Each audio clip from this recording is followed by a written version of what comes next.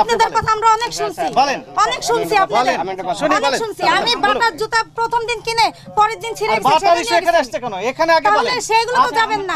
এটা তো আমরা সেবামূলক একটা প্রতিষ্ঠান, সেবামূলক।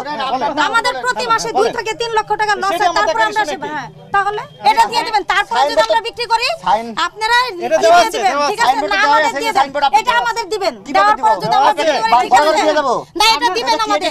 আমি বলি শুনেন, কোন জিনিস চলবে না কোনটা চলবে এটা আমাদের দিয়ে দিবেন। দেওয়ার পর যদি আমরা সেল করি এটা আগে পড়তে হবে। এটা কোথায় দিয়েছে পড়েন? জি না, আপনি হঠাৎ করে আমি নতুন দোকান দিছি, নতুন।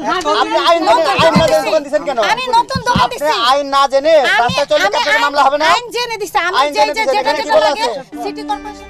আমাকে আইন শেখাতে আসবেন না। দর্শক, এমনটাই বললেন এক মহিলা ফার্মেসি দোকানি।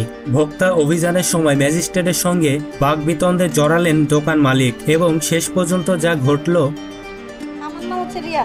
আপনি কোথায় প্র্যাকটিস করেন? মামলা হাইকোর্টে জাজ কোর্টে প্র্যাকটিস করেন।